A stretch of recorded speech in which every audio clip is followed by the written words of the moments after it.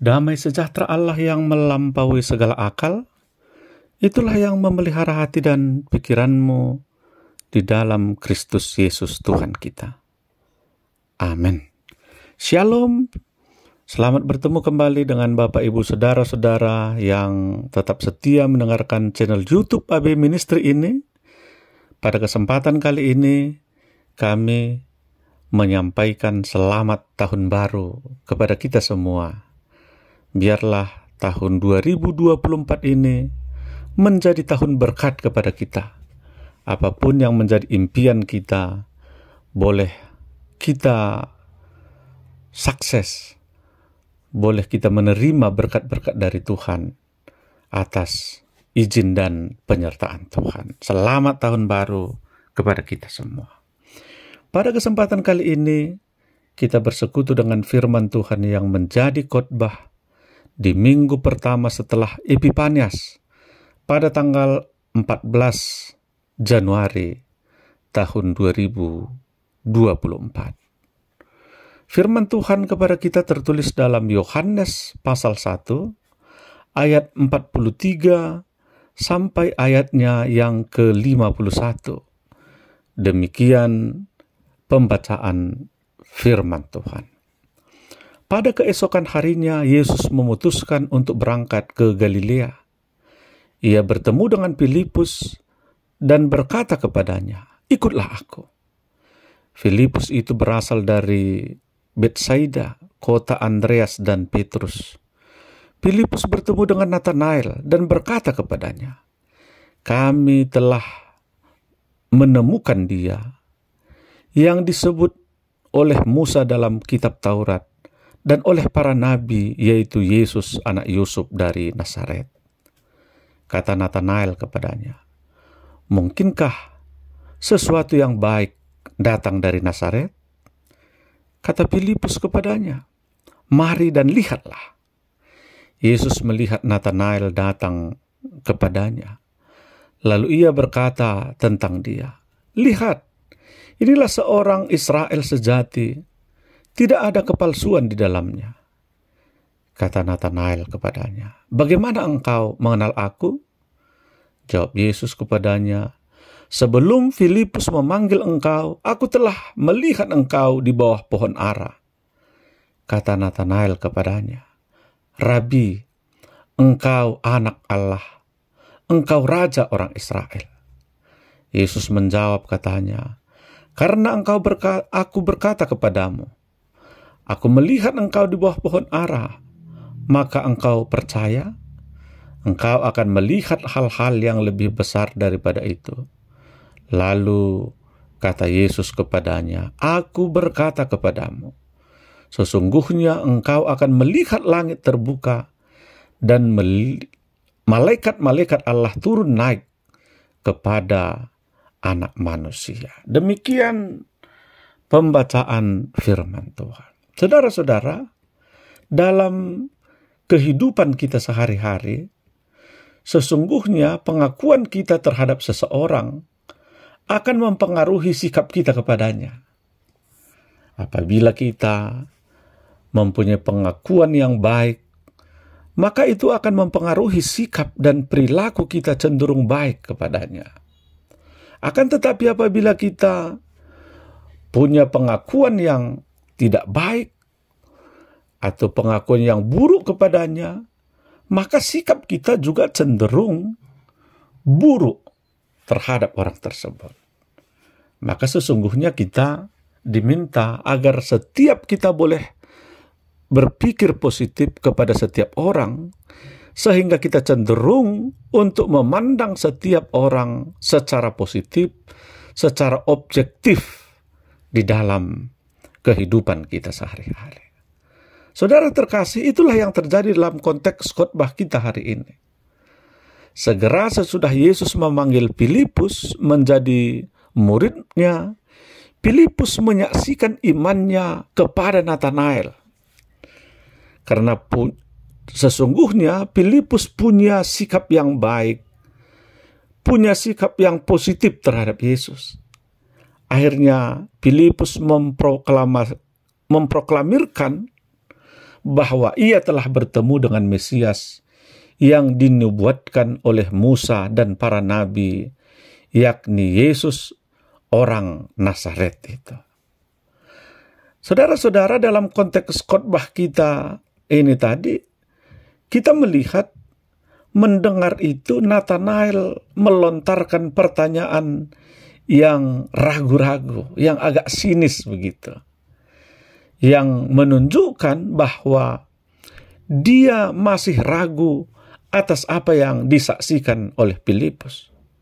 Sikap ini sebenarnya muncul dari pengetahuan Nathanael terhadap kitab suci, bahwa Mesias tidak berasal dari Nazaret. Tidak pernah ada nubuatan para nabi mengenai tempat itu. Bisa kita baca di Yohanes 7 ayat 52. Lagi pula Nazaret adalah suatu kota di Galilea yang ketika itu ditinggali oleh bangsa-bangsa yang tak mengenal Tuhan.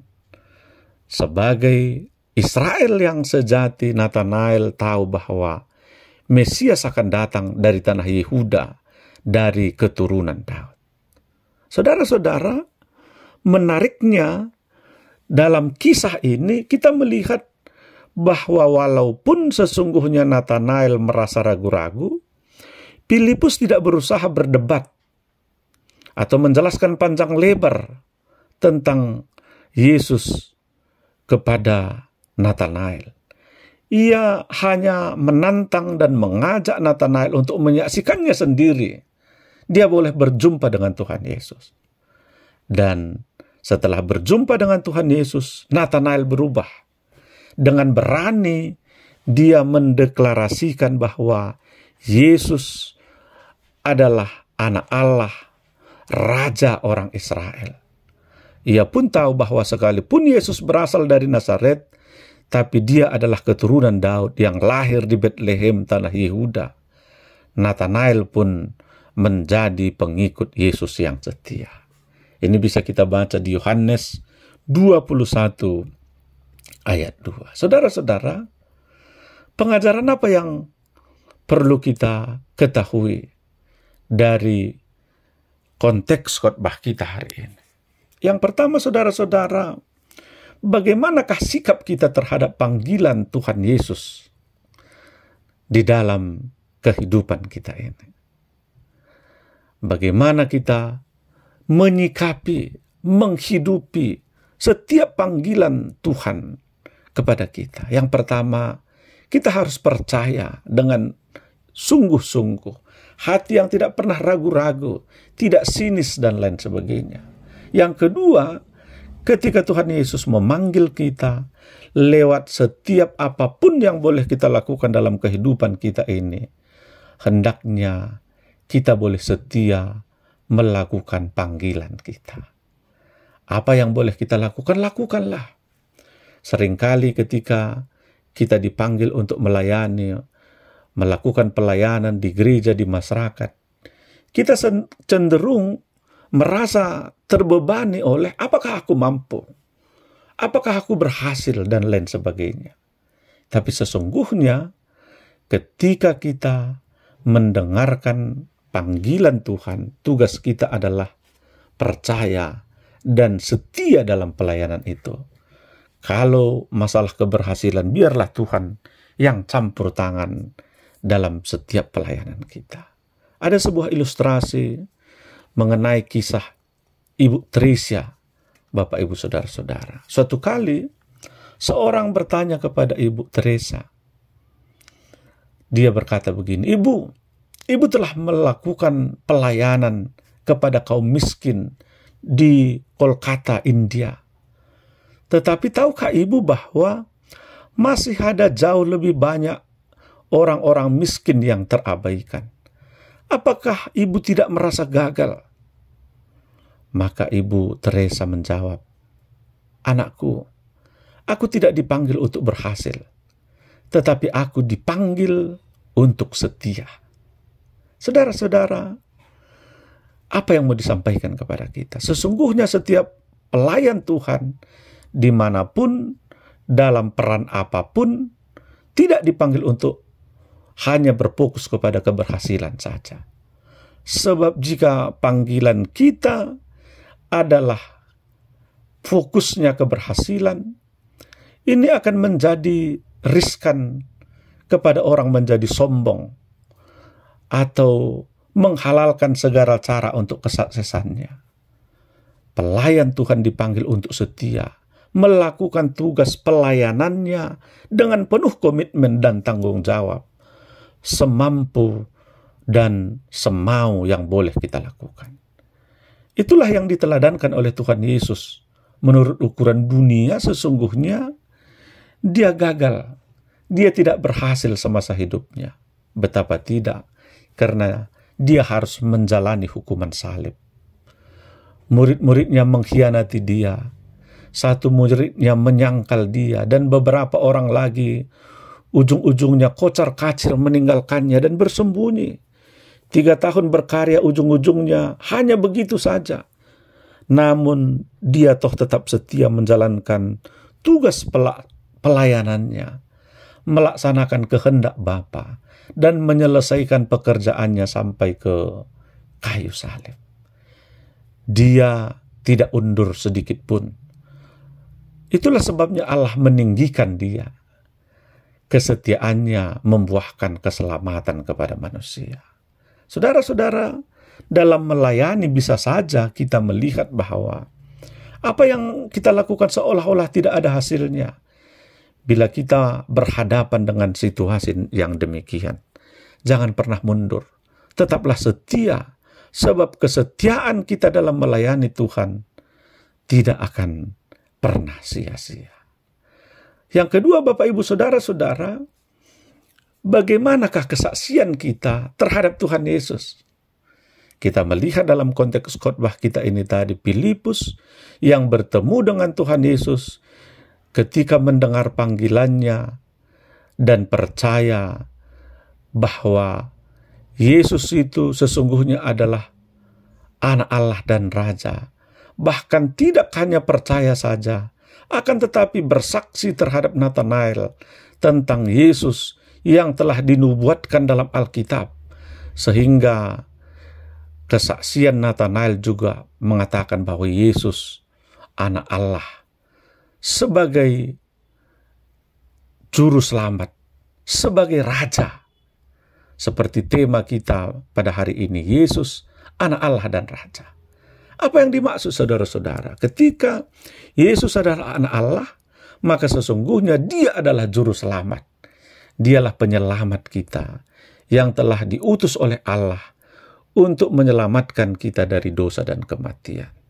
Kalau dikatakan Yesus sebagai Raja, sesungguhnya Dia adalah penuh kuasa, berkuasa atas kehidupan kita. Maka kalau Yesus berkuasa atas kehidupan kita, maka hal tersebut hendaknya mengajak kita semakin percaya dengan sungguh-sungguh kepada Tuhan di tengah-tengah kehidupan kita. Yang ketiga, Bapak, Ibu, Saudara-saudara, kita harus bersikap positif terhadap orang-orang yang mencibir iman kita kepada Tuhan Yesus.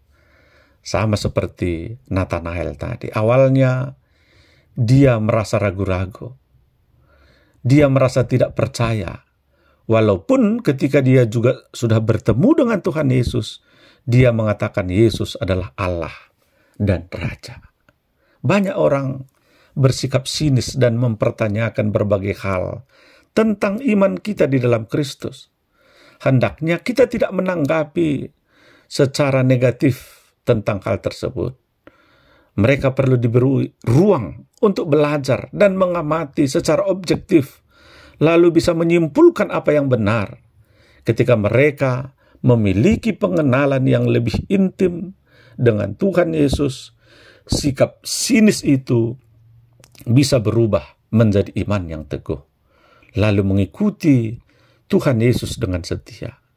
Ketika orang-orang sinis menemukan kebenaran Kristus, mereka dapat menjadi pengikutnya yang teguh dan berhati yang tulus dan selalu setia kepada Tuhan Yesus. Jadi yang perlu kita lakukan adalah mempunyai kesaksian yang baik tentang Yesus Kristus, dalam kehidupan kita. Sehingga setiap orang bisa berkata, Yesus anak Allah dan Raja. Yesus sebagai juru selamat, penuh kuasa di tengah-tengah kehidupan kita. Biarlah setiap kita juga yang mendengarkan firman Tuhan ini dapat punya kesaksian yang demikian. Bahkan bersaksi kepada dunia bahwa Yesus adalah juru selamat. Dia adalah Raja penguasa terhadap kehidupan kita dan dunia ini. Amin.